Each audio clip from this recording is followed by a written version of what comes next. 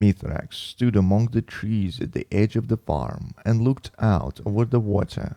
His splicer faceplate, still connected to his chest piece by a tangle of wires, hummed quietly on the ground behind him.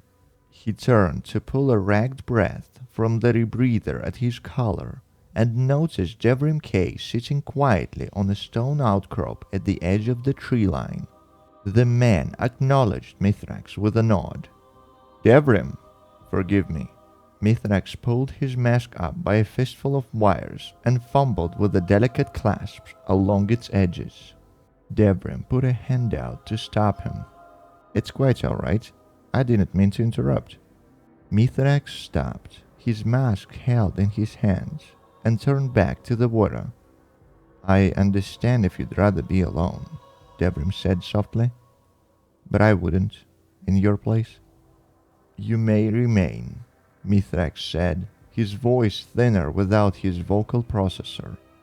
He scratched absently at the old scars along the side of his face and winced as his claws found the fresh injuries caused by Aramis's stasis blast. Seems you came through just fine, Devrim said, and the ease of his tone made Mithrax turn as if struck. The pain was bare on the old Elixir's face, and Devrim blanched. No, terribly sorry. I didn't mean that as a slight, Devrim said, hand to his heart. I am relieved you survived. Genuinely.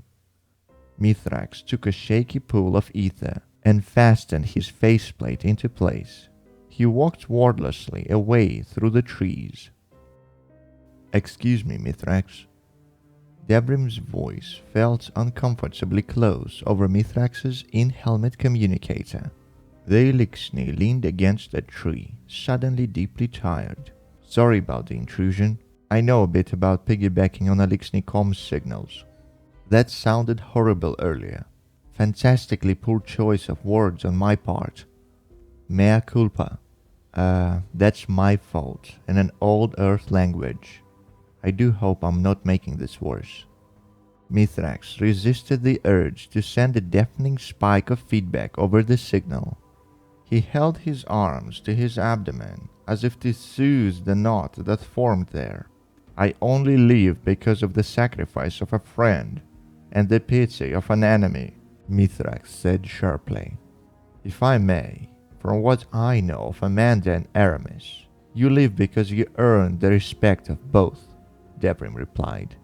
Amanda protected my life with hers, Mithrax said, his voice wavering. I would not have agreed to such a trade. You told me our lives are not for us alone, Devrim said gently. I think Amanda, of all people, would have agreed with that. A long silence fell over the comms. Mithrax, Devrim finally said, I've been thinking, with all this Queensguard business, is there a Kelsguard? There was a soft hiss of static, a click, and silence. A Kel does not need protection, came the grumbled response from behind Devrim, nearly startling him off his seat. Devrim turned and looked up into the pulsing pink lights of Mithrax's faceplate. Protection's the wrong word for it, he said. Perhaps simply help? Mithrax stood motionless for a moment, then waved Devrim to the side with one of his lower arms. The man made room, and the Elixir sat down beside him. The two sat in silence, looking out over the water together